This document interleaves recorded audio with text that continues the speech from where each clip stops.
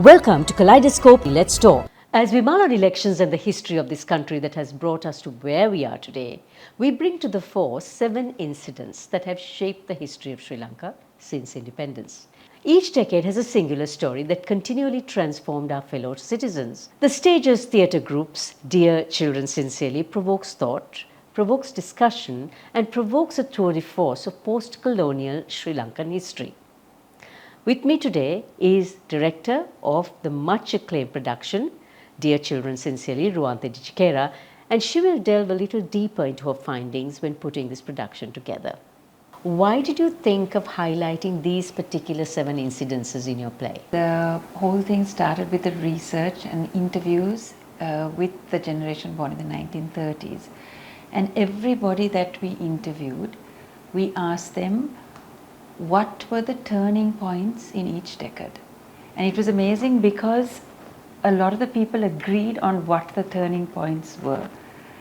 The question we put to them was, what was a point beyond which Sri Lanka, you felt that Sri Lanka could not come back from whatever happened?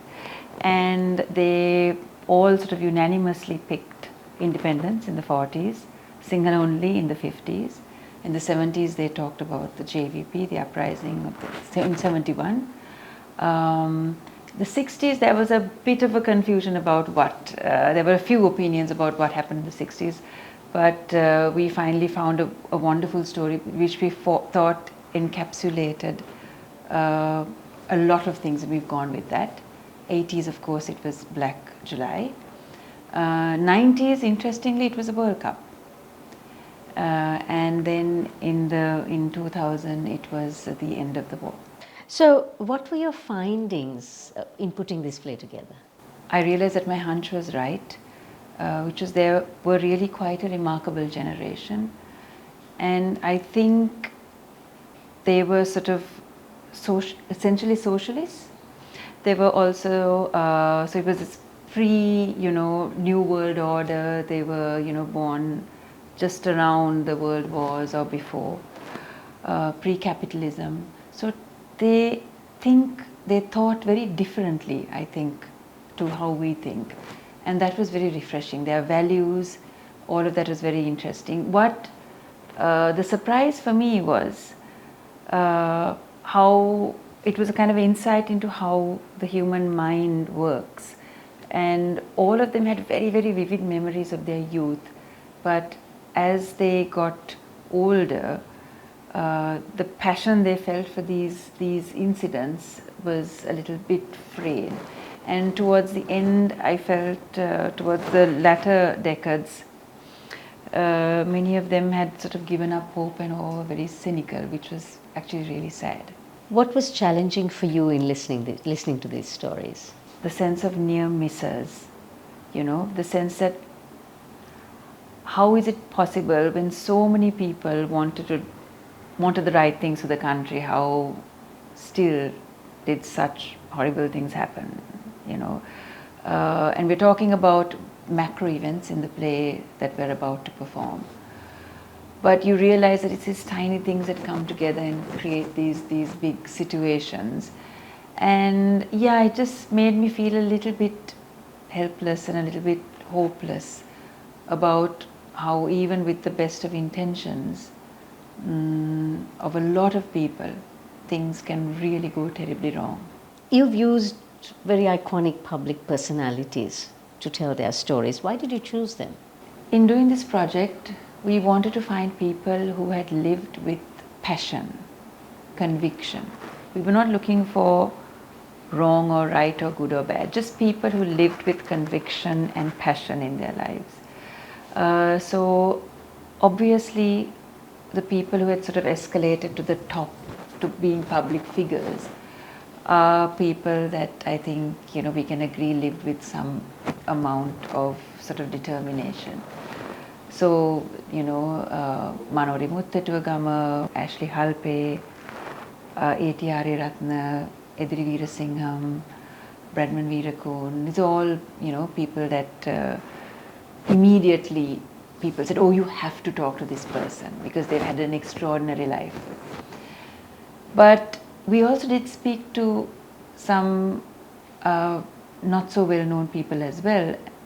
And I have to tell you this one incredible discovery we made. We actually met two old ladies up in the hill country who still believe that we were under the British rule. Now, having listened to these stories, do you think Sri Lankans learn from the past? My gosh, no. But I didn't have to listen to these stories to, to come up with that. No, we really don't. And I think there is a reason for that.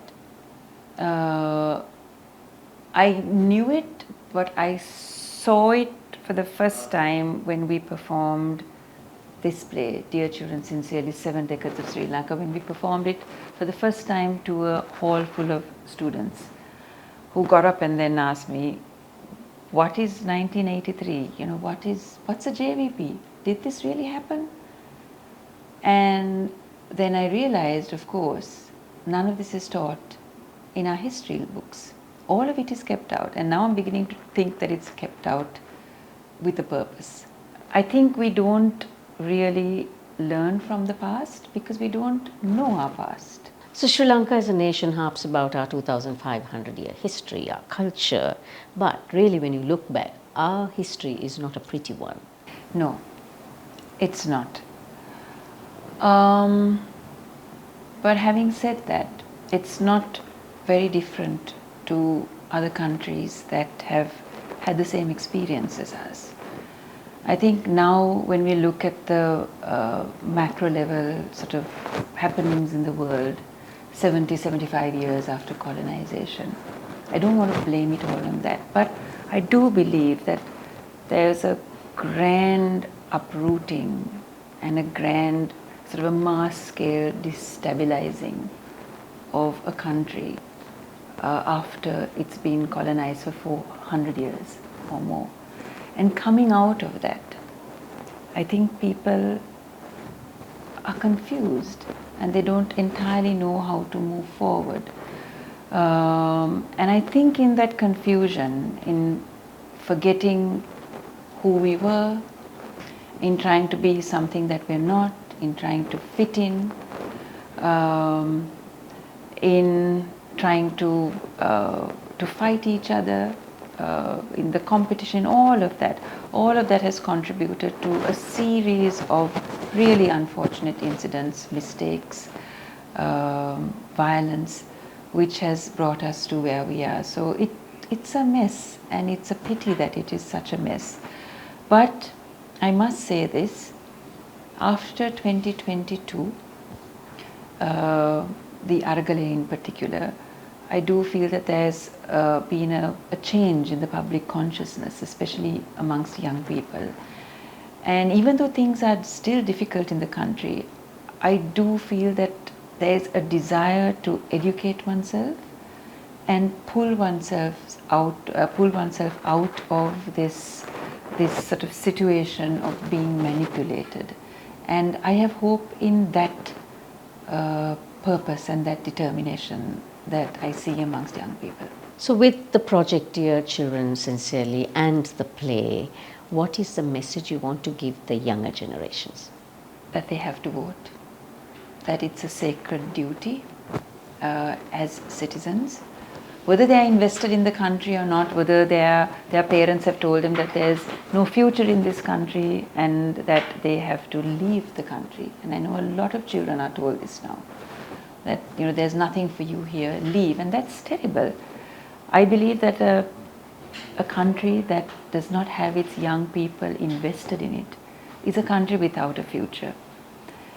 And my message to the young people of this country through this play, and my message from the bottom of my heart to the young people of this country is stay on here, be invested and fight.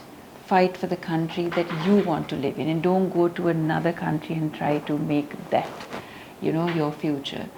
We should be encouraging our young people to stay here, to engage, to educate themselves, understand the mistakes that previous generations made, not to make them again, but to stay here and to solve the problems, because they've proved to us that they can do a really good job of it. Kaleidoscope is on YouTube, Facebook, Instagram and LinkedIn. Do subscribe, follow and like us for more.